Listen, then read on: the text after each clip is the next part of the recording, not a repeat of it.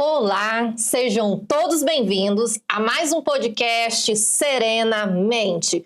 E hoje estamos com uma convidada maravilhosa que a Lu já vai apresentar. Mas antes disso, o que o pessoal, Van, não pode esquecer de jeito nenhum? Não pode esquecer de se inscrever aqui no YouTube, lá no nosso Instagram e no TikTok.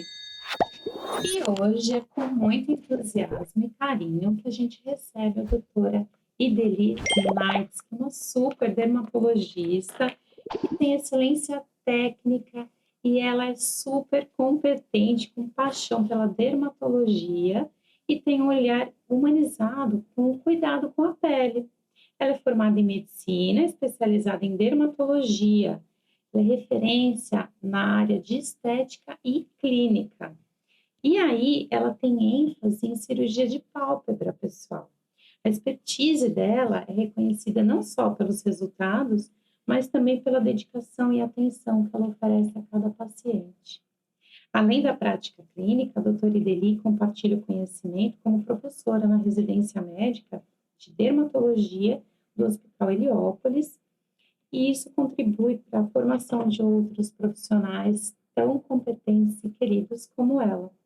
Fora do consultório, ela é mãe de um menino de 11 anos, que é a sua maior inspiração, e que faz com que ela seja motivada a ser uma pessoa melhor a cada dia. A paixão da doutora Ideli é viajar, ler e dançar. Isso reflete o equilíbrio entre a vida pessoal e profissional, sempre buscando o crescimento e aprendizado. Ela é membro da Sociedade Brasileira de Dermatologia, membro ativo, da Sociedade Brasileira de Cirurgia Dermatológica e da Sociedade Internacional de Peeling. A doutora Ideli está sempre atualizada com as últimas inovações e práticas da sua área. E hoje ela vai compartilhar com a gente a sua vasta experiência e conhecimento sobre os efeitos que o estresse tem, e muitos, estresse e ansiedade. O que acontece com a nossa pele? O que acontece com a gente?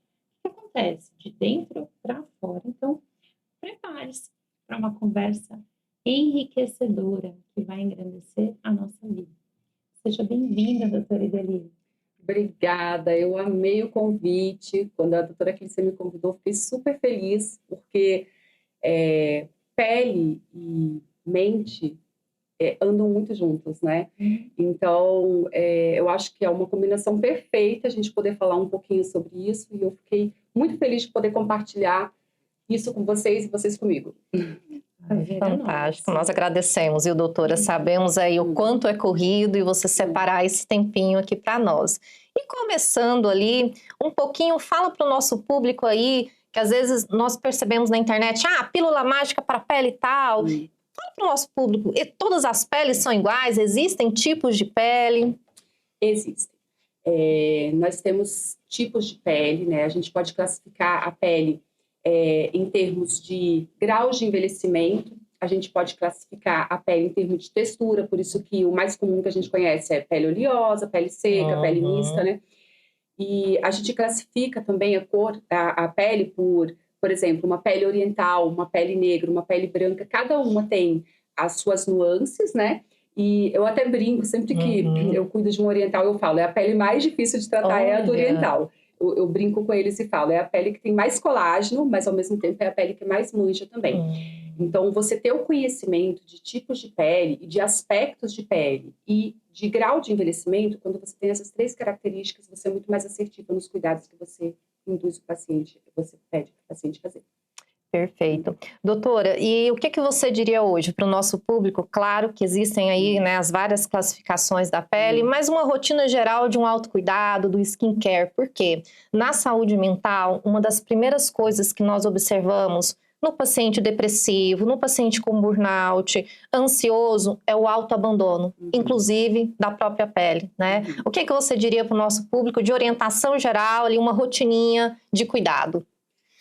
A primeira coisa é, se olhe no espelho uma vez no dia. Assim, eu percebo que algumas pessoas passam anos sem se enxergar no espelho. Eu percebo que as pessoas escovam o dente, penteiam o cabelo, mas elas não se olham. E aí elas demoram muito tempo para descobrir, se olhar de novo. Geralmente, quando elas se descobrem, elas falam, meu Deus, preciso fazer alguma coisa. Deixa eu ir no dermato. Né? Mas assim, padrão ouro, falando de tratamento, né? Uhum. Se você não gosta de fazer nada, use protetor solar. O protetor solar, ele é o melhor rejuvenescedor que a gente tem no mundo. Porque não que o sol seja um vilão, tá? Nós, inclusive, precisamos dele, ele faz parte. Mas eu digo assim, principalmente no rosto, em termos de rejuvenescimento, aquele pouquinho de sol que você toma no seu dia a dia, se você está com protetor, você vai conseguir ajudar ali as suas células elas não oxidarem tanto, né? Então você preserva. Então, se você pode fazer só uma coisa, use seu protetor solar. Agora, se você pode fazer só duas coisas, use o protetor solar e use um hidratante. Todo mundo precisa, inclusive as peles oleosas. Sim. Um hidratante adequado, mas precisa também do hidratante. Então, se você faz essas duas coisas e lava com sabonete adequado para o seu tipo de pele, você já está fazendo ali uma rotina de skincare muito boa.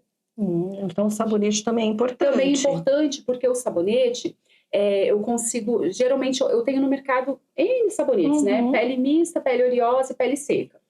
E isso é importante porque está relacionado tanto com o pH, né? Você usar um sabonete adequado ajuda você ter um pH mais parecido com a pele, para você não agredir. E também, se eu uso um sabonete, por exemplo, a pele oleosa, eu quero um que cuide um pouco dessa oleosidade. Se eu tenho uma pele mais seca, eu preciso de um sabonete que ajude a hidratar um pouquinho, né? Então, se você usa um sabonete para pele adequada, você também está cuidando de uma forma mais assertiva na sua rotina. E esse sabonete pode ser diferente do corpo, né? Porque a nossa pele do rosto é diferente do corpo, doutora? Não muda muito em termos de tipo, pH de pele é parecido, né? Mas os cuidados... Tem que ser diferente. A nossa pele do rosto, ela é mais sensível. Então... eu sempre prefiro que o sabonete do rosto seja mais específico. Que seja um específico para rosto. Certo. E aí a doutora falou uma coisa muito importante, a questão da pele oleosa, que tem esse mito, não posso hidratar porque minha pele é oleosa. Pelo contrário, né, doutora? Tem que ter esse cuidado, né? Exato. Isso eu acho que era uma coisa confusa até na mente do dermatologista, sabe? Mas hoje, primeiro que a gente tem hoje produtos tecnológicos bons, né?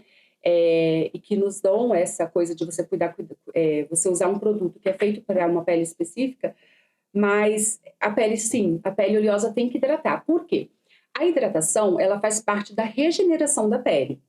E uma pele oleosa, uma pele com espinha, uma pele com rosácea, ela precisa ser reparada e regenerada também. E quem faz isso é o hidratante.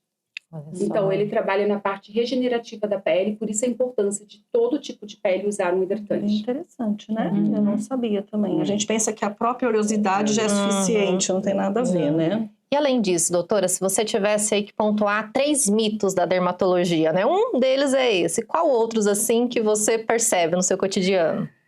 Uma coisa que eu ainda percebo, que era uma coisa que eu fazia quando era criança, mas eu ainda vejo as pessoas tratando espinha com minâncora. É verdade. Isso é muito... Minha avó tinha minâncora. E a gente não deve... todas as pomadas oclusivas, e a minâncora é uma delas, você põe, ela entope mais o seu poro e você vai piorar a sua espinha. Então, minâncora em espinha... Mito total. Ó, gente. Pasta de dente também não. Nossa. É muito comum as pessoas colocarem pasta de dente para quando tá com uma lesão de pele, e aí também, principalmente no caso de espinha, né?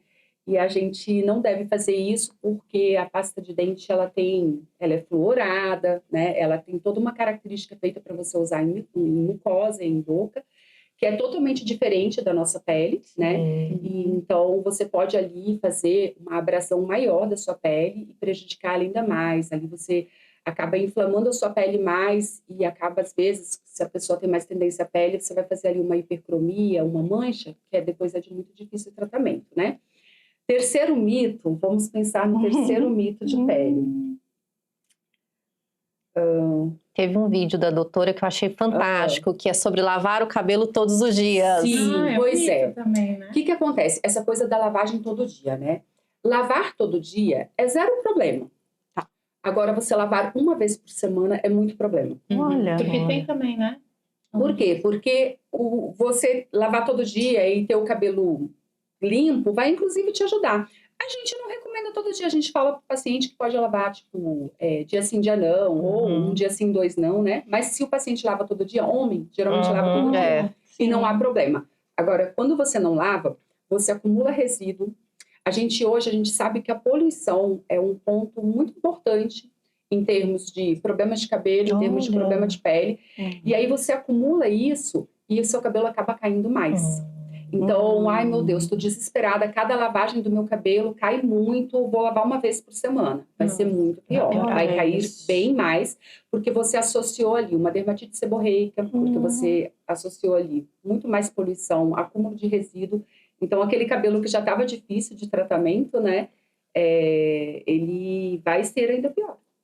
Uma das coisas do tratamento é lave para você ter um couro cabeludo limpo, né? E você ter um couro cabeludo menos inflamado, isso vai ajudar no tratamento. E sabe uma coisa que eu lembrei agora? Existem mulheres que colocam cílio, né? E não lavam o olho, para o cílio não cair. Então, chega também na reposição ali, o olho todo cheio de resíduo, né? É comum também. Comum, né? E aí você acaba... você fazendo isso, na questão dos cílios, o que pode acontecer? Você pode formar ali furúnculo, né, que são os ordelos, né, aquela inflamação em volta dos olhos, né? Por você não fazer a higienização correta, você pode ter ali um ordel, que é o furúnculo que a gente conhece, que é aquela inflamação, um pus nos olhos. Então, tem que higienizar sim. Inflamação da pálpebra, né? Com shampoo neutro, né? Com shampoo neutro. Olha só. O sabonete normal também pode. Pode usar também. Porque tem vários casos de complicação, né? Por cílio, quem não faz a higienização adequada, né? Infecções, o furúnculo, tudo, né? Tem sim. Não adianta querer ficar bonita e não cuidar, né? Porque aí a pessoa coloca e não faz a manutenção corretamente, causa um problema de saúde, né, doutora? E falando já sobre esse gancho, né, de anexos, pele, cabelo, né? Eu vejo muito no meu consultório, doutora, principalmente os depressivos, eles queixam muito de queda de cabelo. Existe realmente essa relação? Que fatores que interferem na queda de cabelo, no homem, na mulher, para a pessoa entender melhor? A gente tem vários tipos de queda de cabelo, né? E a gente tem um tipo de queda de cabelo que a gente chama de eflúvio. O eflúvio, ele é aquela queda de cabelo que a gente tem a cada 5, 6 anos, todo mundo tem mesmo essa queda de cabelo. Porque o nosso cabelo é cíclico também, ele tem um tempo de vida, e aí tem uma época que a gente junta mais ali o cabelo que já está pronto para desprender, para nascer outro cabelo, né? E aí esse eflúvio, ele, muitas vezes, ele é acelerado por algumas coisas. Por exemplo, no pós-parto é muito comum ter o eflúvio pós-parto, né? A gente tem também essa queda acelerada, que é quando a gente diminui o tempo de vida do cabelo nas quimioterapias. E um fator que também influencia absurdamente no ciclo capilar é o estresse. Mas é assim, é uma associação gigante, gigante mesmo. Então, às vezes, o que acontece? A pessoa já está no tempo do eflúvio fisiológico, que já aconteceria mesmo aquela queda maior. E se ele tá... Só que isso poderia passar quase despercebido, né? Se a gente não tivesse outros fatores associados. Mas o estresse oxidativo que você causa no seu corpo quando você está estressado, ele se transporta também para o folículo piloso. E aí o seu cabelo, ele envelhece mais rapidamente e ele cai. Porque ele tá velho e está na hora de se desprender. Então, o estresse é altamente associado com queda de cabelo. Altamente Então, associado. isso não é mito? Não é mito. Porque muitos pensam que é mito. Não, é uma verdade absoluta. Olha só. É bom que a doutora fale, porque muitos falam, não, isso é mito, não a ver, o estresse não influencia. Influencia mesmo, muito, né, doutora? Muito. Ele influencia muito no cabelo e ele influencia muito também na nossa pele. E eu imagino que ele influencia em todos os órgãos do nosso corpo, porque vai acontecer ali de uma forma geral, né? Então, cuidar da saúde mental, né, doutora, é uma coisa fundamental, né? Porque muitos negligenciam esse tratamento e não têm ideia que muitos dos outros problemas de saúde que ela esteja passando têm relação com o problema da saúde mental. Né? E muitos negligenciam, achando que não tem relação. E às vezes ficam buscando cura, né, de outras formas, na verdade, teria que tratar primordialmente a base, né? Que seria a saúde mental. Eu acho que a pele é um órgão do corpo que ele grita. Não tem como a gente esconder, né, doutora? Tipo, você pode dizer para você mesmo que você vai segurar a onda, mas a sua pele não vai deixar. Não tem jeito. Ela vai, de alguma forma, expressar o que você está sentindo por dentro. Fantástico. Então, o cortisol, ele vai interferir diretamente na nossa pele, né? E vai se expressar a partir desses sintomas, né? Então, a pele também, ela apresenta sintomas decorrentes da minha saúde mental. Apresenta. A gente tem várias doenças, né, relacionadas. Por exemplo, ainda falando de cabelo, né? A gente tem a alopecia areata, que é aquela alopecia que cai tufos, que ficam aquelas peladas que a gente chama. Aí isso pode ser no couro cabeludo, pode ser na região da barba, pode ser no corpo. E ela pode ser total também, né? Tem gente que perde todo o cabelo. E aí, o que acontece? Às vezes as pessoas falam é uma doença emocional. Ela não é uma doença emocional, ela é uma doença imunológica, né? Sim. Mas o emocional é o start para dar uma desestabilizada no sistema imune. Puxa. E você desencadear a doença. Eu vejo um paciente com alopecia areata, eu sempre preciso dar uma procurada e eu preciso de ajuda de vocês, profissionais, porque tem alguma coisa no emocional que não tá legal. Mas, ou então, eu até brinco com o paciente, às vezes eu falo, não necessariamente só para ruim. Às vezes aconteceu uma coisa muito boa na sua vida, e foi uma coisa nova, muito boa. Por exemplo, o casamento, o nascimento de um filho, né? Mas dentro de você é uma mudança. E às vezes a gente precisa de ajuda, de um psicólogo, né? Simplesmente porque está acontecendo uma coisa muito boa na minha vida, mas ela mudou, então dentro de mim eu sofro um estresse de não estar sabendo lidar com a mudança. Tem que acomodar. Quando o Arthur nasceu, aconteceu uma coisa engraçada. Eu fui fazer escova e aí eu vi no espelho, assim, que o cabeleireiro, eu vi que ele deu uma... e porque ele viu, acho que 2 placas de alopecia areata no meu cabelo, né? Aí eu não falei nada. Eu acho que foi a primeira vez que eu tive alopecia areata. E aí na semana seguinte eu voltei, acho que tinha umas 6. Aí ele olhou de novo, aí ele falou, preciso te falar uma coisa. Só que eu já tinha visto, né? E aí eu falei, eu tô com alopecia areata, né? Mas era uma coisa muito boa que tinha acontecido na minha vida, que era o nascimento do meu filho, que era uma coisa que eu super queria, né? Mas desestabilizou o meu emocional. Lidar com a mudança, com a responsabilidade, né? E aí às vezes a gente tem que fazer terapia só porque aconteceram coisas boas, mas dentro de você precisa aprender a lidar com aquilo ali, né? E adaptando. E aí depois disso, acho que eu ainda tive mais uns 2 episódios de alopecia areata, mas sempre em momentos de emocional, né? Tipo, passei por alguma coisa emocional que deu uma desestabilizada, Parece o corpo dá uma gritadinha, né? Aí caiu o meu cabelo de novo. Olha que Pois é, fantástico. incrível Para isso. você aí de casa, que tá na dúvida se o seu emocional interfere aí nos seus fios. Se você sabe de alguém que está com queda de cabelo, já encaminha agora esse vídeo. Depois nós vamos passar o contato da doutora Ideli para você cuidar, né? E falando sobre isso, doutora, ainda sobre o cabelo. Existem tratamentos, que tratamentos que existem, né, para essa pessoa, para essa mulher do pós-parto, ou para, claro, são vários tipos, né, os tratamentos aí que são possíveis? Hoje o primeiro passo é a gente fazer um diagnóstico correto do tipo de queda de cabelo que você tá, porque a gente tem vários, né, a gente tem o genético, a gente tem esses eflúvios com as coisas que intensificam, né, a gente tem as imunológicas, como a alopecia areata. A gente tem as cicatriciais, que hoje está muito comum, que é aquela alopecia frontal fibrosante, que você vai vendo a testa aumentando, porque ele vai perdendo, né? Que é de mais difícil o tratamento, porque ali onde você perdeu geralmente não volta, né? Então o diagnóstico tem que ser preciso e tem que ser precoce, né? Mas a primeira coisa, então, é você fazer o diagnóstico. Depois do diagnóstico, cada uma dessas alopécias vai ter o seu tratamento. Então, vão ter os tratamentos dos eflúvios que você vai precisar. Se é um eflúvio fisiológico, mais de complexos vitamínicos, que vão ajudar ali, né, a nutrir o folículo piloso e fazer crescer um cabelo bom.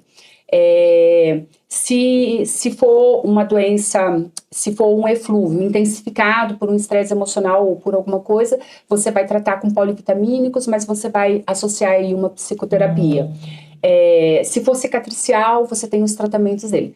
E além desses tratamentos, hoje a gente tem também o que a gente chama de mesoterapia capilar, porque você pode pegar algumas dessas substâncias, tanto os complexos vitamínicos, como finasterida, minoxidil, que são substâncias que a gente usa para as alopécias, né?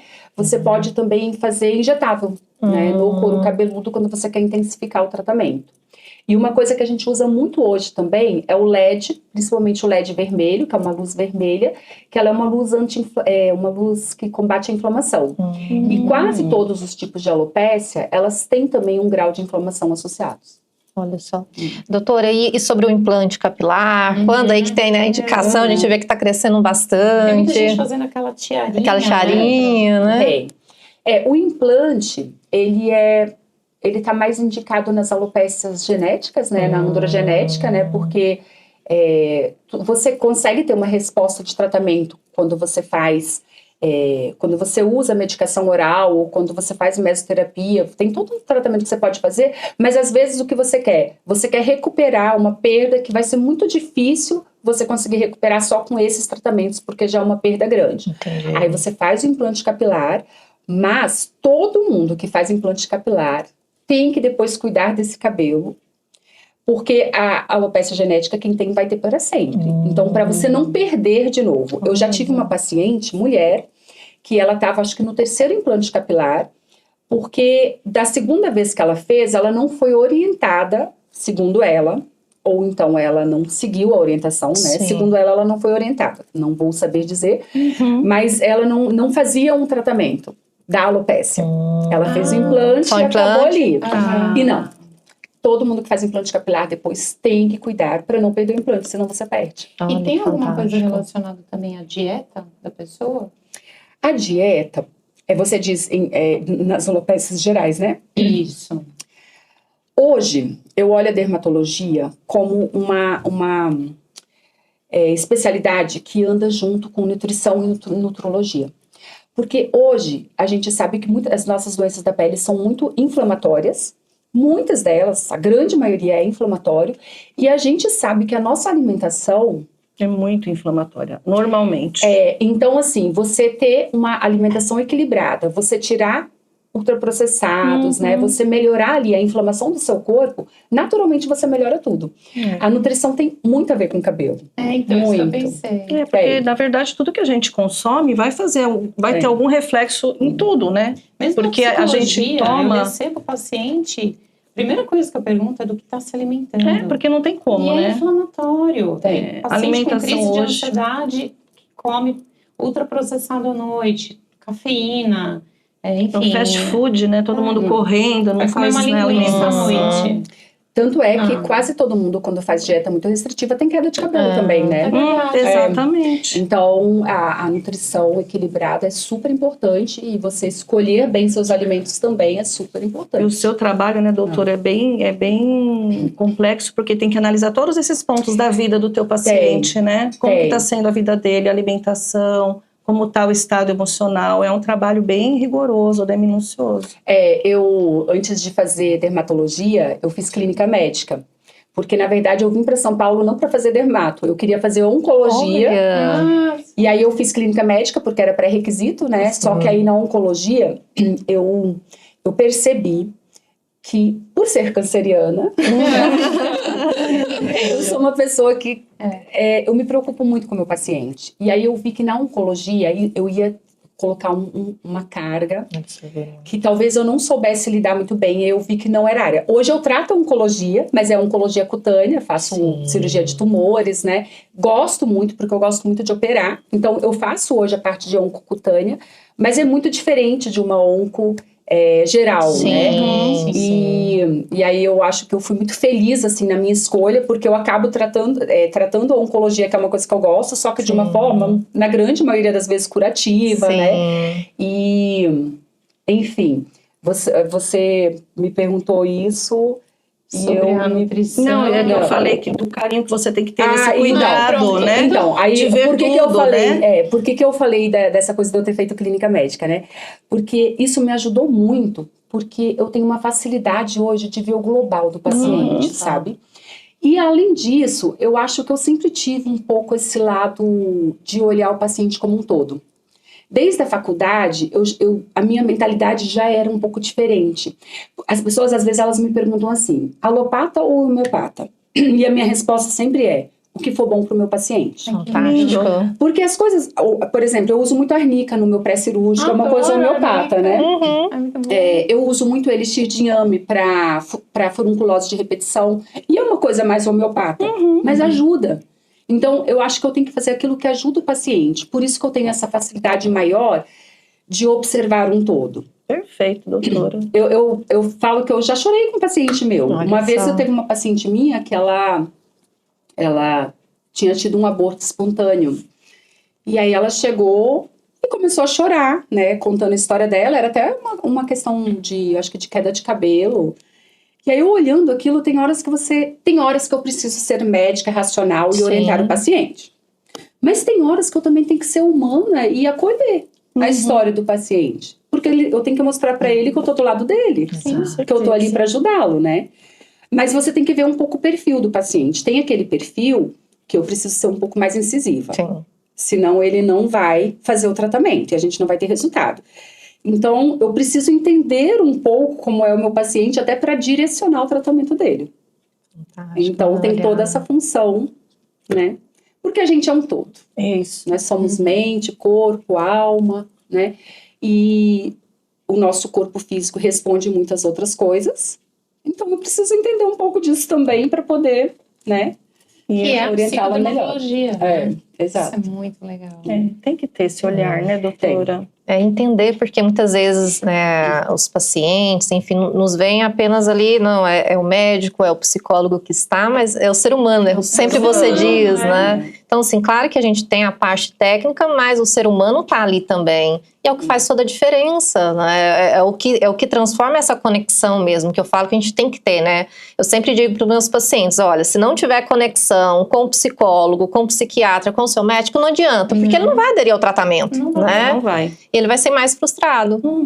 Né? Tem que ter esse tudo. E ainda sobre o cabelo, doutora, uma experiência minha que eu tive, né? Durante a pandemia não tive Covid. Quando acabou, há 1 ano e meio, tive. A queda de cabelo foi enorme. É comum acontecer esse pós-Covid ou não? Olha, tem 2 doenças que dão muita queda de cabelo. O Covid e a dengue. Eu tive as duas, olha só. Meu Deus, Olha. e tem esse tanto de cabelo ainda. Menina, meu super. Nossa, eu entrei em desespero, meu cabelo. Caía os tufos assim. Por quê? Como são viroses, as doenças de virose, elas são mais generalizadas, né? Sim, É sim. corpo todo, né? O corpo todo sofre. Quando você tá com sofre. virose, você tem dor no corpo todo, né? Então, e assim, o que acontece? Essa inflamação que acontece no corpo todo, ela acontece também na parte capilar, né? E esse processo inflamatório gigante, ele entra lá no que a gente falou no início, sabe? Ele acelera o ciclo capilar. Olha E aí só. nossa, eu tive uma paciente que ela ficou internada por causa de Covid. E ela ficou em UTI, foi um caso bem grave. E ela era uma paciente antiga. Quando ela entrou no consultório, na hora que eu olhei pra ela, eu não consegui segurar o meu choque. Sim. Eu fiz assim na cadeira, eu falei, o que Olha aconteceu com só. você? Aí ela falou, doutor, eu tive Covid, eu fiquei super grave, fiquei internada em UTI. Ela perdeu, acho que 80% do cabelo dela. Nossa, doutora, muita Foi. coisa. Mas, se você trata, dá pra recuperar.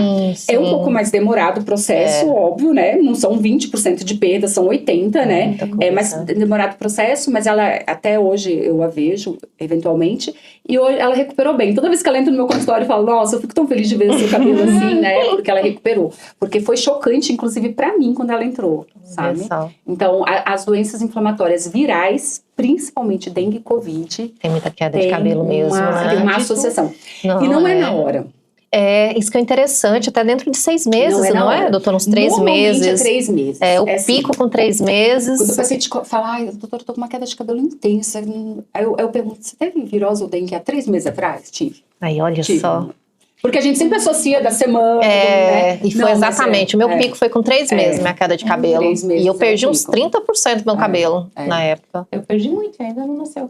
Só que assim, também não tem repercussão dermatológica, porque, por exemplo, depois que eu tive a dengue, mais ou menos uns 4 meses após, 3, 4 meses, o pé encheu de bolhas, saía pele do pé, assim, muita, mão. Acho que a Bianca também, né? Também, Não né? foi? Acho que foi depois da dengue ou foi depois da dengue? Saiu muita pele. A desidrose, por exemplo, que você está falando, que é essas bolinhas do pé que coçam e descamam, né? Ela está muito relacionada com quadros de estresse também, né? Quase nada. Mas está relacionada com a sua imunidade não estar boa também. Então, normalmente, quando você tem essas viroses, a sua imunidade também dá uma queda, né? Tanto é que você faz ali o hemograma, você tem ali seus leucócitos diminuídos, né? Porque a imunidade deu uma queda. E quando a imunidade dá uma queda, muitas doenças aparecem. Herpes, herpes zoster, herpes simples, né? E a desidrose é uma dessas coisas. É uma doença inflamatória que pode ser causada por fungo, por excesso de suor, mas está relacionada também com estresse. E aí o estresse... O estresse está sempre lá. E aí pode grande ser o estresse vilão, mental, mas tem o estresse que a gente chama também o estresse oxidativo do corpo, né? Quando o seu corpo sofreu algo. Ah, tá. Isso é legal a gente também pontuar, né, doutora? Porque não é só o mental, então. Não, o estresse do corpo físico também influencia. Entendi. Por exemplo, após cirurgias, procedimentos de Isso. lipoaspiração, às vezes o paciente Isso. faz cirurgia plástica grande, tem muita queda de cabelo, ou a Exatamente. bariátrica, né? Sim, nossa, a bariátrica é muito, né? A bariátrica é um conjunto de coisas, né? são É uma várias cirurgia coisas. muito grande, mas tem também a questão da absorção de vitaminas que Cai muda, muito, né? Muito imunidade. Hoje a né? técnica está bem diferente, a gente tem visto bem menos queda de cabelo nos pacientes pós-bariátrico. Tem, mas não é mais tão intenso, porque no bariátrico que eu percebia há alguns anos atrás, era uma queda de um cabelo que não se recuperava, mas aí eu acho que tinha mais a ver com a mudança de absorção de nutrientes mesmo, né? Entendi. Uma outra dúvida sobre cabelo, que às vezes a gente ouve desde pequena, né? Se é verdade ou não, me lembrei aqui. O lavar o cabelo na água quente ou na água fria, qual que é a temperatura ideal? Tem alguma mudança, alguma alteração? Tem. Se você puder lavar na água fria, é melhor. Olha E só. isso tem uma explicação. Porque a água quente, ela estimula a oleosidade. E quando você tem um couro cabeludo muito oleoso, ele tem mais tendência a ter dermatite seborreica, a ter caspa, que são patologias que ajudam o cabelo a cair. Então, lógico que lavar no cabelo na água fria é mais difícil, né? Mas que seja uma temperatura do morno mais pro frio do que por quente. Mas está mais relacionado realmente com o aumento da oleosidade, que a água quente faz isso, e o aumento da oleosidade leva a outras patologias que levam ao aumento da queda capilar. Olha só, tudo tem uma explicação, viu, isso gente? não é mito. Não é Isso é mito, é verdade. verdade. Minha avó tava certa, viu? Sabedoria popular da avó. Normalmente as sabedorias populares estão certas. Tão certa. As nossas avós sabiam das coisas, sabiam, viu? Vai marcando em casa aí o que é mito, o que é verdade. Que é verdade, estamos aprendendo muita coisa.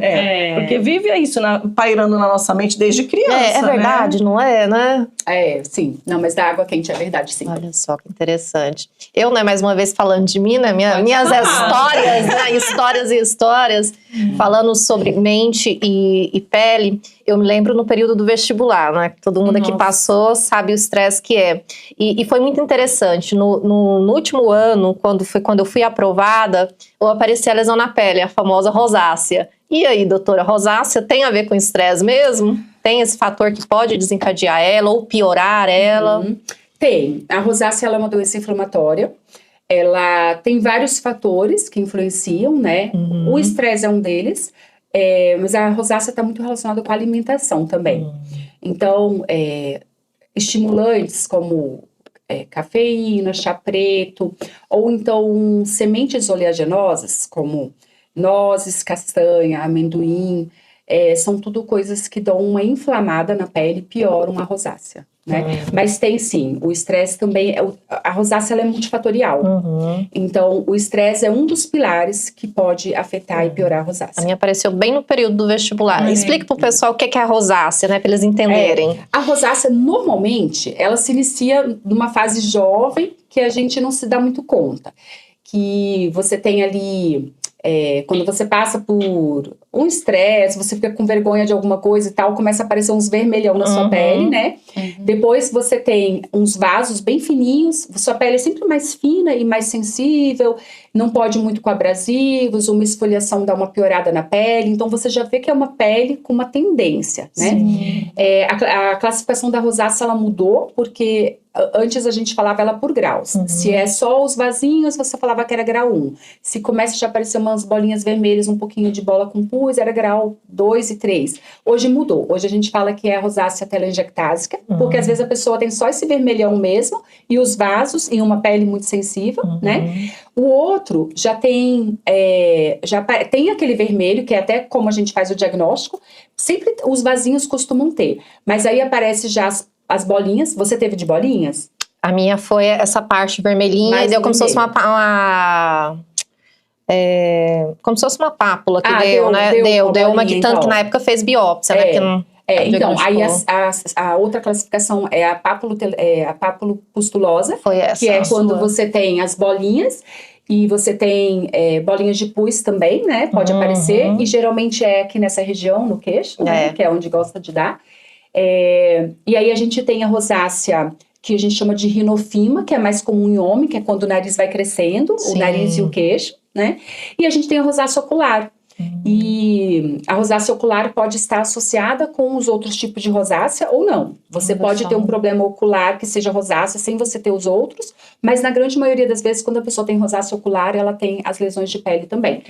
E o tratamento da rosácea, entre aspas, é para sempre também, né? Porque vez ou outra na sua vida, a rosácea vai aparecer.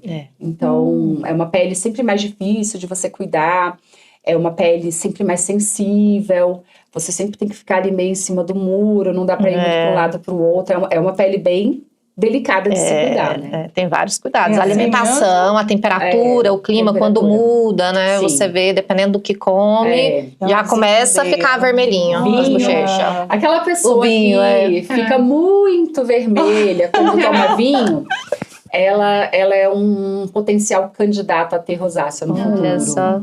Teve um jogador da seleção brasileira, o Alisson, né? O Alisson, né? O Alisson era muito intensa. Ele a rosácea dele é bem vermelhinha. Eu acho que na época da Copa, do não Mundo, foi? O estresse, né?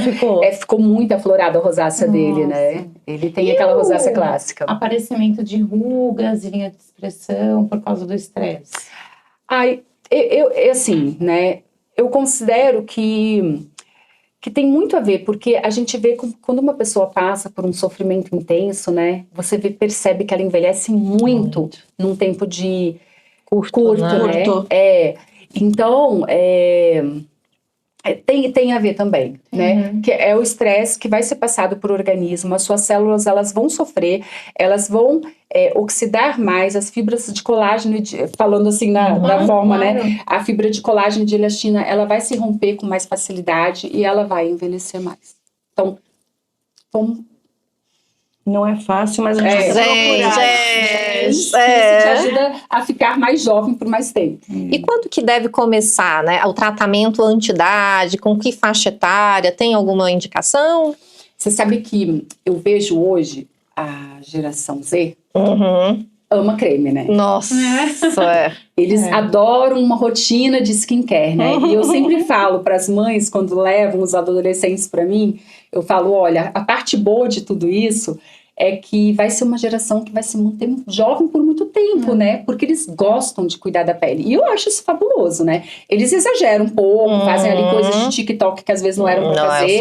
Mas eles gostam de cuidar da pele. Eu acho isso extremamente positivo, né? Então, quanto antes, como eu falei hoje, um hidratante e um protetor solar. Quanto antes você puder começar, melhor. E quando que eu entro com anti-idade? Eu acho que a partir dos 25 anos...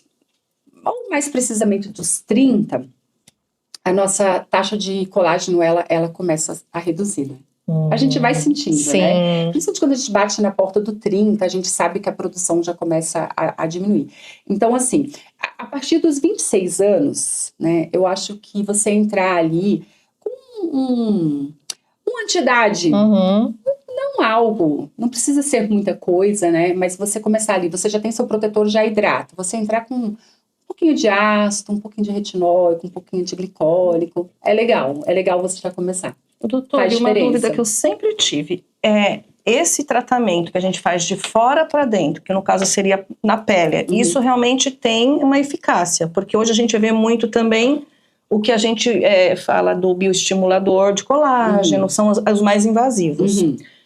Tanto um quanto o outro é importante, tem resultados, em que momento a gente tem que usar um, em que momento a gente pode partir para o outro. Eu acho que hoje é o que mais as pessoas procuram, esse tipo de tratamento. Tem medo às vezes, né?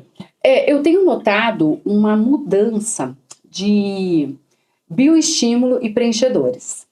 Eu tenho, nos 2 últimos anos, eu notei, assim, uma redução do uso de preenchimento com ácido hialurônico e um aumento de uso de bioestimulador. Qual a diferença dos dois?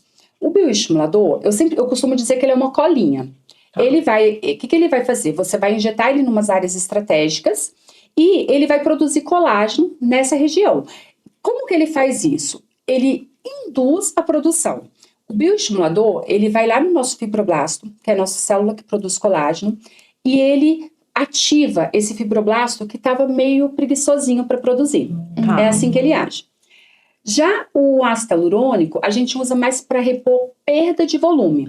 Então, bigode chinês, ou tô com olheira funda, absorvi minha gordurinha aqui da têmpora, ali agem bem os preenchedores. Mas a nossa maior tendência, a gente está numa era de naturalização de novo, graças a Deus. Ainda bem, né, doutora? Os exageros, eles estão começando a não fazer mais muito sentido para as pessoas, né? E a gente quer resultados naturais. Eu acho que esses 2 anos teve muito a ver com isso. A gente está na era da naturalização e o bioestimulador, ele não é do exagero. Ele é do estimular a produzir o colágeno, aquilo que era já o seu natural, né? Isso é muito bom, né? E aí, quando você vê, quando que você tem necessidade do bioestimulador? Na hora que você olha no espelho e fala assim, nossa, tô derretida. Essa Ótimo! Eu sempre falo para o paciente, não é só isso. A minha mãe adora fazer procedimento. Minha mãe é linda, é super jovem, adora um procedimento. E ela tinha um pouquinho de preguiça de usar ali, né?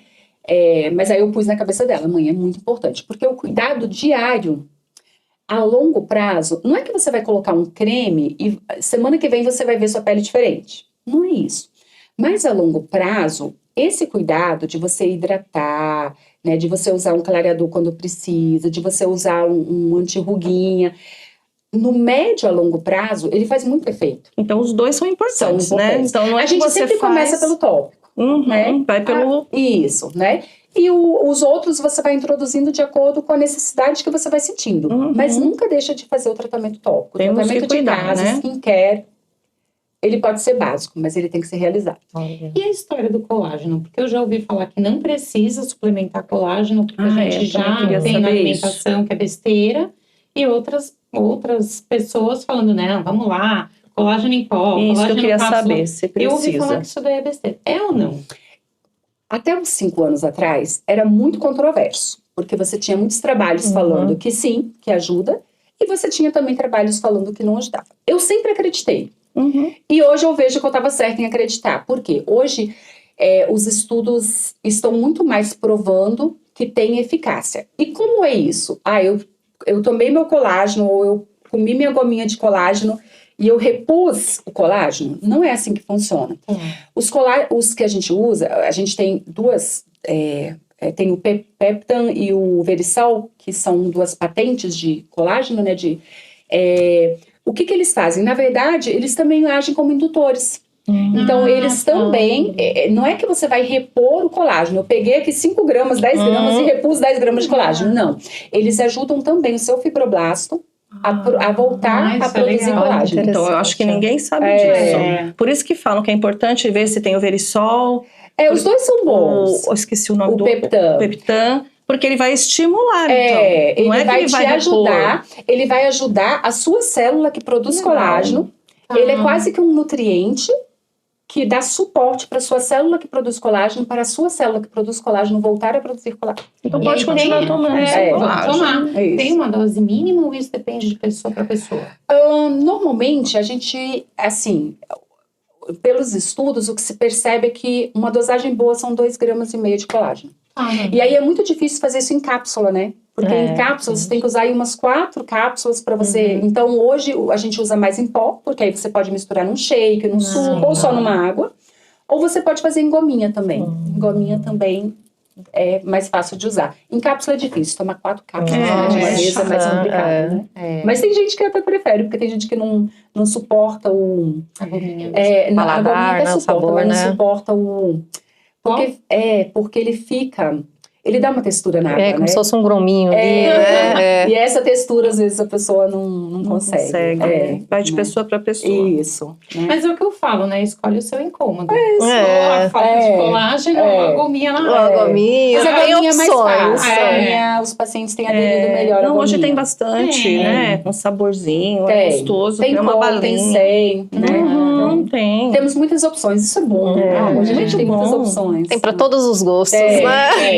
Tem. E a doutora falou uma coisa aí há pouco que eu achei interessante, que chega muito na saúde mental, que é a questão, às vezes, do exagero em procedimentos, né? Muitas vezes chega para mim um paciente com distorção de imagem terrível, né? Você olha aquela mulher, aquele homem, meu Deus, uma princesa, um príncipe, e a pessoa se vê totalmente distorcido. E aí vão fazendo esses procedimentos, né, descabíveis. Aparece muita, ou de vez em quando cai algum lá no consultório com esse excesso?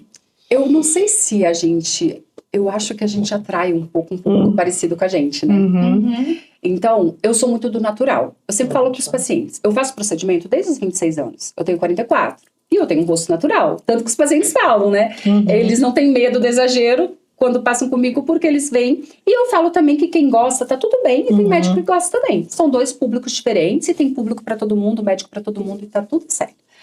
Mas o que você falou da dismorfia, né, que é quando a pessoa se olha e ela não enxerga, ela se enxerga diferente do que ela está no espelho, né?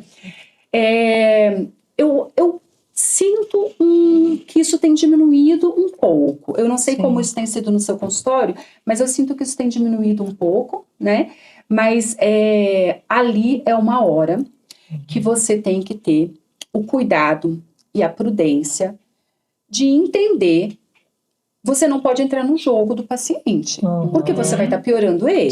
Então, você tem que ter uma conversa sincera, acolhedora com ele, mas pedir para ele procurar ajuda, que é o que ele está procurando, porque as poucas vezes que eu caí nisso, são pacientes que te dão muito trabalho depois, né?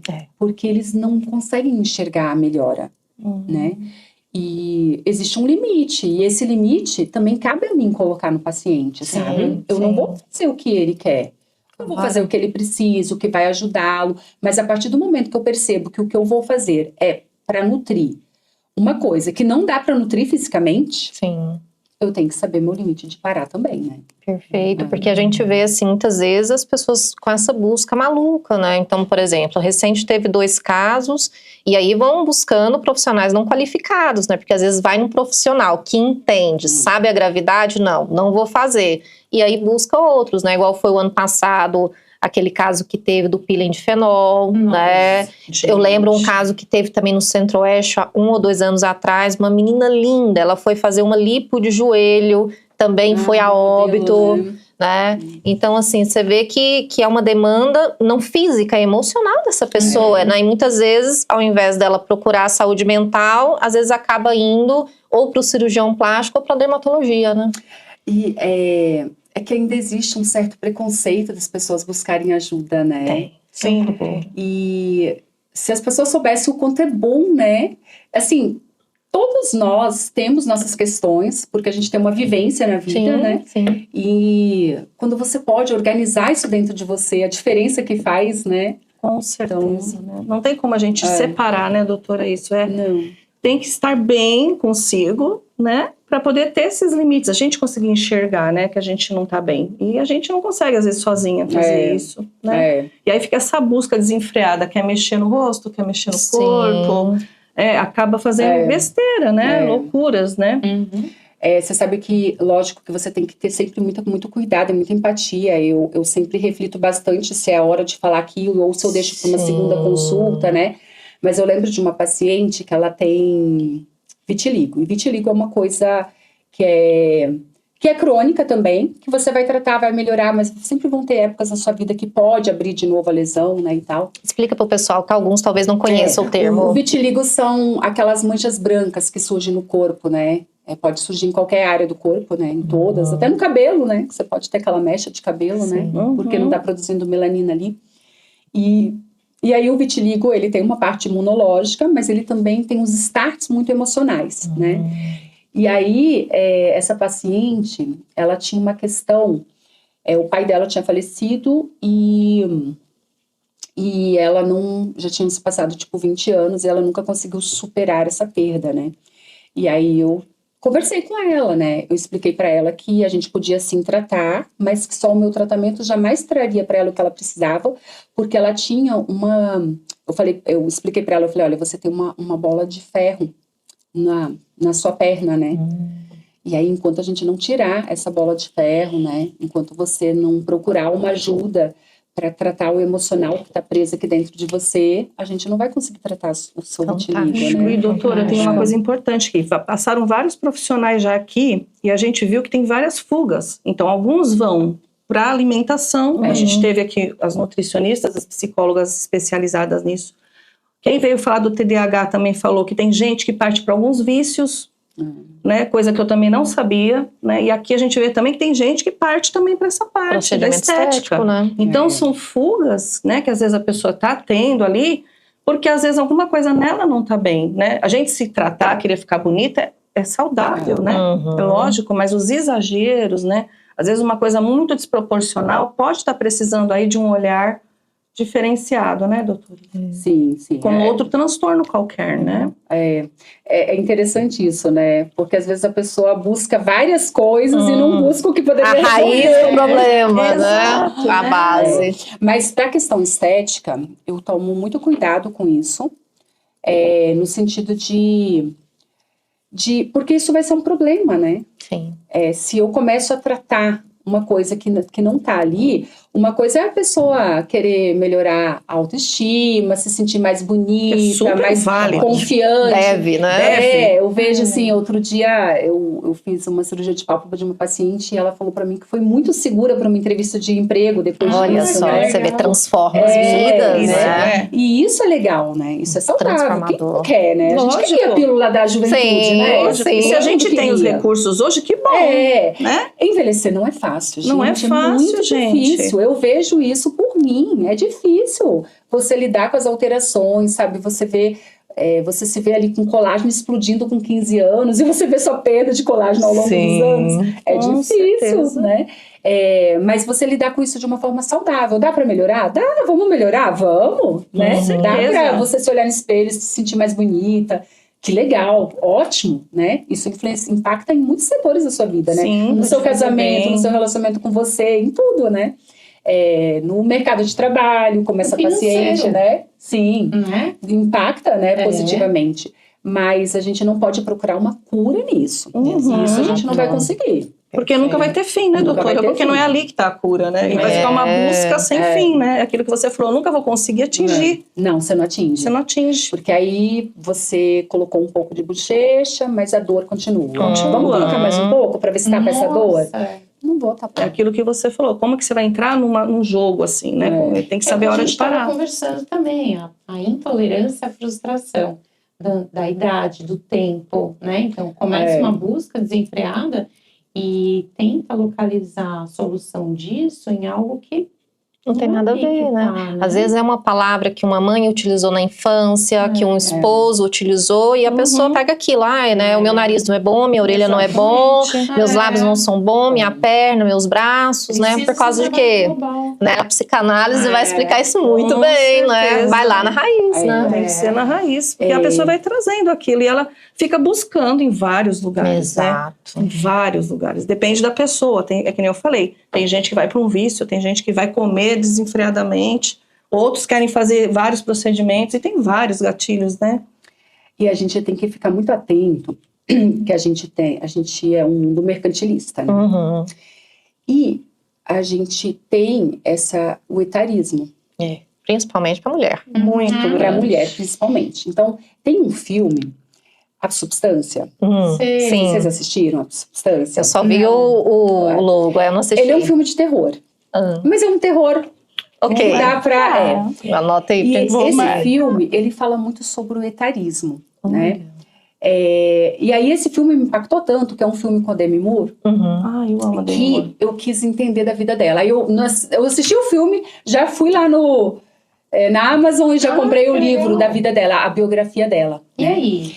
E aí a biografia dela é super interessante, gente. Você olha uma mulher linda Demi daquela, maravilhosa, Ai, conta. talentosa, e você vê que ela tem um histórico de vida pesadíssimo. Sério? Pesadíssimo, que a gente não imagina vendo ela linda daquele jeito, né? Sim. E aí esse etarismo, ela falou que ela topou fazer esse filme, A Substância, que ele trata muito disso, porque ela era uma jornalista, né? Super competente, estava vários anos lá fazendo o programa dela Não era nem jornalista, ela era apresentadora de um programa, né?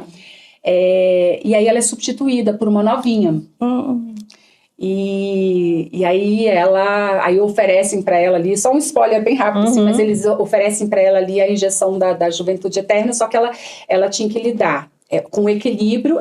Tinha dias que ela podia ser a jovem e tinha dias que ela tinha que continuar sendo a idade dela. Olha Só que ser jovem era muito mais gostoso, muito mais excitante, né? E aí, só que se ela permanecia mais no tempo jovem, ela ia perder. E aí o envelhecimento ia ser mais rápido também. Olha só. Então, a diferença entre o jovem ia ser cada vez maior. E ela foi se vendo horrível, horrível, horrível. E no final, tudo que ela queria era só ter a vida dela de volta. Mesmo que fosse com a idade dela. E é isso. Interessante, né? A gente tem que cuidar da nossa vida. E aí, daí eu fui ver... aí eu acabei comprando o livro dela. E eu achei tão interessante, porque ela dizendo que ela namorou, foi casada, tem filhos com Bruce Willis, né? E depois ela namorou com um ator bem mais jovem. Ah, tá, é o Ashton Kutcher. Isso, esse mesmo, né? E como lidar com isso, né? Sim. Como arranjar um meio termo disso, né? Então, a gente sofre muita pressão da indústria também, né? Das redes sociais, né? Onde um mundo de filtros é perfeito e você acha que aquilo é o real e aquilo não é o real. Não é, exato. Então, você tem que saber envelhecer, mas você tem mecanismos para Sim, se envelhecer manter bem, né? Envelhecer bem. né? Então, você procurar, né? Se você tem a opção e a oportunidade de se cuidar, por que não, né? Exato. Deve. Eu acho que o grande problema é exatamente esse preconceito que ainda existe com a questão de tratar da saúde mental. É muito bom você poder ficar bem, mais velha, poder se tratar, mas a gente não pode esquecer que a nossa essência está aqui, né? E isso a gente não pode abandonar, porque a vida, você pode estar bem por fora, mas você tem que estar bem por dentro, não é? Não importa só o por fora, né? Gente, e você vê quanta coisa afeta. Eu adoro as histórias, assim, dos meus pacientes, né? Eu tenho uma paciente que eu perdi ela esse ano, 92 aninhos. Nossa, que linda. Mas pense numa senhora que viveu a vida bem. Olha. Ela fazia botox de 6 meses. Linda. Né? Ela ia com as unhas maravilhosas. Ela sempre ia com brincos bonitos, colar. 92 anos. Eu fico e tava lá. imaginando. Que linda. E aí, quando a filha dela me disse que ela tinha falecido, sabe quando dói? Porque pra mim ela era uma inspiração. Uma vez eu até fiz um vídeo com ela. Mas é aquela pessoa que soube aceitar. Ela aceitava que ela tinha a idade que tinha, assim, né? Mas assim, bem. Claro. Ela tinha 92 anos, mas ela estava ótima. Olha. Ela se cuidava, ela se amava. Exato. É sobre auto-amor. É o amor. Falou sobre tudo. Agora, auto-amor. tem que se Cuidado, amar. autoestima. Ela se amava. Tem E que eu olhar achava pra isso- gente, gostar, né? Nossa, eu amo me ver, né? Eu gosto de me olhar. Não é bom isso? Eu falo que é tão gostoso você poder cuidar de você, passar seu creme. Eu falo da questão do cheiro, né? Pra gente se olhar pra gente. O que que eu gosto? Eu quero ter minha pele assim, tudo bem, vou atrás disso, vou buscar. Hoje a gente tem um mercado aí que tem tudo. Nós somos privilegiadas, não é, doutora, Somos. hoje? Nós né? estamos numa era privilegiada. Uma era né? privilegiada, Sim, não é. é? Temos tanto A gente está numa era recurso. privilegiada e a gente às vezes não aproveita Não isso, né? aproveita, é verdade. A gente não precisa se sentir mal, nem ficar feia, né? Nos nossos olhos, porque às vezes a gente nem tá, né? Mas se a gente Exato. se sente, não importa. Se você se sente, vai buscar ficar melhor. Não importa, gente. A gente precisa estar bem, É isso. não é? A gente precisa se amar. É verdade. Doutor, outro ponto que eu gostaria que você comentasse, que é uma das suas especialidades, né? Sobre a blefaroplastia. O que é? Qual a indicação? Como funciona esse procedimento? A blefaroplastia, eu acho que eu tenho uma história de amor com ela, por minha causa mesmo. Da minha família, minha mãe já operou, minha irmã, meu pai tem indicação, meu irmão tem indicação, e eu desde muito cedo, lá para os 35, eu já comecei a notar. O que mais me incomodava em mim é que o excesso de pálpebra, mais uma sobrancelha caída, ele deformava o formato do meu olho. Olha. Porque ele pesava aqui na lateral, então o meu olho ficava pequeno desse lado. E isso nas fotos me incomodava profundamente. E aí teve uma época, teve umas férias que eu vi que eu não postei nenhuma foto de frente. Só postava as fotos assim meio de Olha ladinho. só. Eu falei, pálpebra, eu vou lá fazer minha cirurgia. E aí eu liguei para um amigo meu, falei, amigo, olha, você é o escolhido, quero fazer a cirurgia com você. E ó, não me trata como médica, me trata como paciente, viu? Quero fazer tudo como paciente. E aí eu fiz e isso impactou muito na minha autoestima. Porque os olhos é onde a gente chega primeiro, né? Toda vez que você olha para alguém, o primeiro lugar que você vai olhar quase sempre é nos olhos. Tem gente que olha para a região dos lábios e do sorriso, né? Mas geralmente é para os olhos. E aí o olho, ele transmite cansaço, tristeza. Às vezes você nem está se sentindo assim, mas está sendo transmitido. Por exemplo, eu aplico muito a neurociência associada ao que eu estou vendo.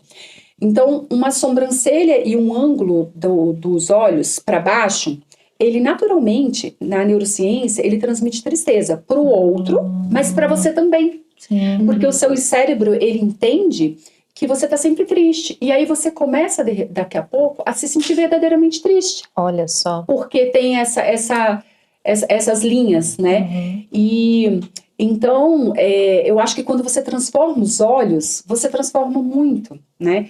E as pessoas falam, mas tem uma idade para você poder operar? Não tem, eu operei com 42, mas assim, e Deli operou com 42. Mas eu tenho pacientes de 32, de 35, porque tem gente que muito cedo realmente precisa dessa cirurgia, né? E aí eu acho que eu tenho essa paixão, porque melhorou muito minha autoestima, né? O meu olhar melhorou muito. Olha só. Depois eu mostro para vocês o meu antes e depois. Mas melhorou muito e eu olho para o outro e falo, nossa, mas a gente pode transformar isso. E aí, pela neurociência, eu acabo impactando verdadeiramente, porque aquele aspecto de triste, de bravo, de cansado, ele é recuperado. Perfeito. E você, doutora, como dermatologista, se a gente fosse colocar aí 3 coisas que você jamais fazeria na sua pele? Uma coisa que eu jamais faria, uma é bronzeamento artificial.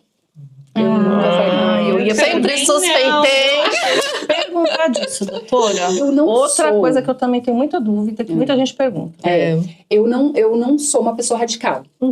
Então, eu acho que você tomar um sol nos horários adequados, com proteção, ainda assim você consegue, hoje a gente tem protetor solar, mas que induz pigmento, né? Então, você pode pegar um bronze mesmo se protegendo, né? A gente já tem isso no mercado. Por quê? O bronzeamento artificial, qual vai ser a desculpa que quem tá lá vai dar? Ele vai falar, não, mas não é UVB, é UVA, né?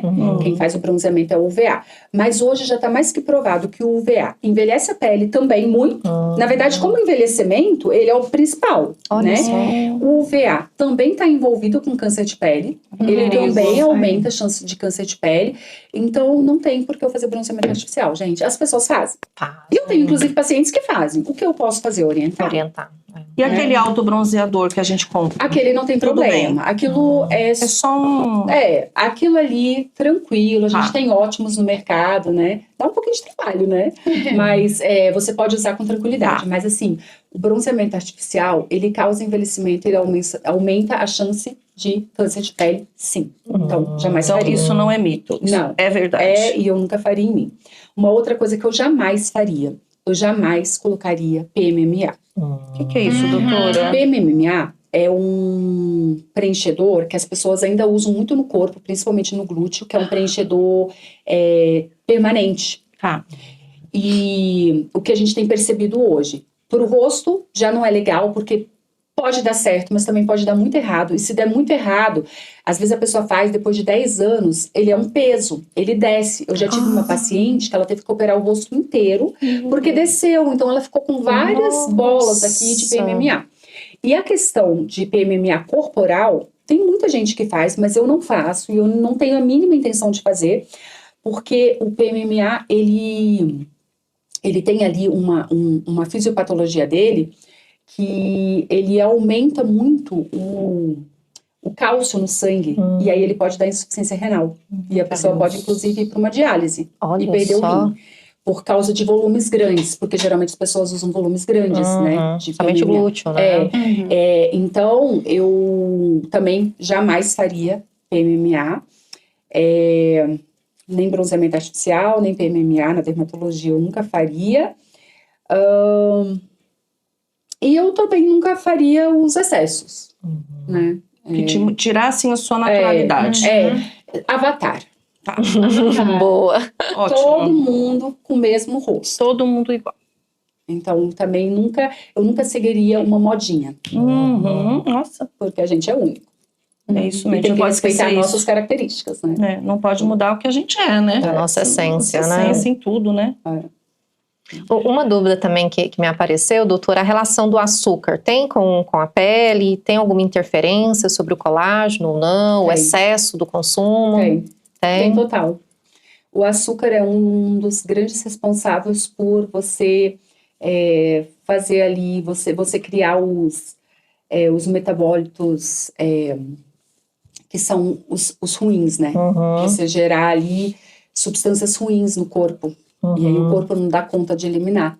E o açúcar é um dos grandes responsáveis por isso. Então, açúcar, lógico, é muito difícil você não consumir, né? Sim. Mas você consumir com cuidado, né? Com responsabilidade é muito bom, porque o açúcar é uma das coisas que envelhece muito a pele, viu? Olha só. Viu, mãe? Eu falo pra senhora não comer açúcar.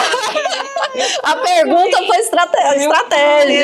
Teve intenção, hein? Foi. Não consegue viver sem, né? Teve intenção. Mas gosta de um docinho lá em casa. Na minha também. Na sua também? Para com isso, já comeu muito açúcar. O seu pai tem cara de que come um açúcar. Formiguinha, ó, tá Uma vendo? formiguinha, seu José, eu tô sabendo. Tô sabendo que o senhor gosta de comer. Faz uns shakes lá super caprichados lá de whey, com mais um monte de coisa. Olha, contando tudo o segredo dos pais. Que nós vamos entregar tudo. Tudo. Tá bom, então. O sono também, doutora, afeta, né, a pele. Também. A gente não dormir bem, como a gente acorda mal, né? Como o rosto da gente reflete uma noite mal dormida, né? A gente precisa seguir, né? Sono bom, alimentação boa, atividade física, se amar e se cuidar. Você tem que fazer tudo isso, né? Pra você. Isso vai te deixar jovem. Ó, a pílula! A pílula, né? Baratinho, não precisa nem gastar tanto. É a pílula da juventude, ela existe. Ela que a gente existe. quer ela dentro de uma pílulazinha, mas ela tá aqui. Tá tudo disponível. Tá disponível e de uma forma fácil. De uma forma fácil. É uma pena que já está acabando. Gente, essa entrevista Foi muito boa, né? Maravilhosa. Passou rápido. Passou. Porque eu queria 4 mulheres juntas. Nossa, e falando de beleza, de procedimento, isso vai bombar, viu, gente? E assim, doutora, eu acho que é interessante a gente falar, né? Existe uma... A gente precisa ter um certo cuidado em ter um acompanhamento. Eu acho que sim, tem coisas na vida que a gente precisa fazer. Por exemplo, uma consulta dermatológica. Não esperar só para quando a gente tem algum problema, né, doutora? Eu acho que é legal a gente ter também um acompanhamento para ver se está tudo bem. Eu sou uma pessoa que tem muita pintinha, né? Eu tomei muito sol durante a minha vida toda. Então eu aprendi que esses excessos também com sol, né? A gente que é muito branca. Infelizmente, na minha época, não tinha essa orientação toda. Então, a gente ficava no sol até fritar, né? Queria ficar morena e nunca ia ficar, porque com essa cor, com essa cutis branquinha, né? Então, assim, esse acompanhamento é bacana, né, doutora, a gente ter? Ó, o que eu falo, uma vez por ano, o ideal é que todo mundo faça um check-up dermatológico. O que é um check-up dermatológico? É a gente tirar toda a roupa e ver toda a pele. Por quê? Porque, primeiro, para a gente poder se cuidar, essa é uma forma, né? E porque nós ainda temos um câncer de pele que é altamente letal, que é o melanoma. E o melanoma, se diagnosticado precocemente, você tira e você fica curado para sempre. Mas se você pega ele já num grau 3, 4, você diminui muito a chance de cura. E nós estamos programados para o ano de 2025, não é no Brasil, é no mundo, mas o Brasil é um dos países que muito tem, a gente ter quase 10 mil casos de morte por causa de melanoma. Meu Deus. São muitas vidas que poderia ser evitado se uma vez por ano você fosse num consultório dermatológico e fizesse um check-up de pele e ser examinado toda a sua pele. Então, uma vez por ano, todo mundo deve. Exatamente. E quem tem histórico de câncer de pele na família tem que passar pelo menos 2 vezes no ano.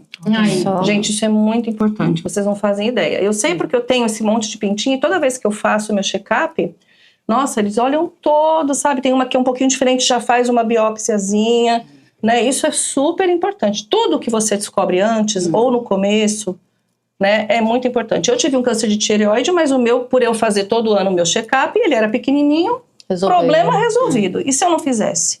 A mesma coisa é a pele, é o maior órgão do nosso corpo, né? Então não tem como. Bom, a gente está finalizando, né? É uma pena, porque foi um assunto muito gostoso. E a gente quer saber onde te encontrar, se precisar marcar uma consulta, quiser fazer um acompanhamento. Como que a gente faz, doutora? Gente, meu consultório é na Rua Voluntários da Pátria, 654, sala 1009, aqui em Santana, de muito fácil acesso. Meu Instagram, @doutora_ideli_dermatooficial. Sigam, que lá eu tô sempre tentando trazer assuntos interessantes, de conhecimento. Façam as perguntas de vocês, que eu vou ter o maior prazer de estar junto com vocês. Maravilha. É uma pessoa maravilhosa, gente. Ela é linda, né? Linda, você tem que ver aqui de perto, viu? Vai cuidar muito bem da tua pele e do teu da sua autoestima, né? Você tem que se amar e o primeiro passo é sempre a prevenção, né? Não vamos esperar chegar no ponto do cabelo cair. Você tá vendo que você não tá bem? Procure. E antes de você ir embora, nós queremos deixar uma lembrança para você não esquecer da nossa família Serenamente. Uma lembrancinha. Obrigada, gente. Eu amei estar aqui. Vocês são incríveis. A ideia de vocês é incrível, né? Eu acho que vocês estão fazendo um bem para o mundo. Provavelmente isso tem muito a ver com o propósito de vocês, né? Que é o que a gente tem que fazer aqui, né? Profissionais maravilhosos e que estão disseminando informação. E estão trazendo outros profissionais para ajudar, né, nessa corrente. Então, parabéns pelo Serenamente, viu? Eu amei. Ai, doutora, muito obrigada mais uma vez. E nosso recado final, vou usar as palavras de Pedro Bial. Se temos aí um conselho, use protetor solar. Gente, a gente espera vocês aí no próximo episódio. Compartilhe esse nosso episódio, que ele tá muito rico. Tenho certeza que todo mundo vai se beneficiar, né, Clícia? Com certeza. Um beijo para vocês e até o próximo Serenamente. Até.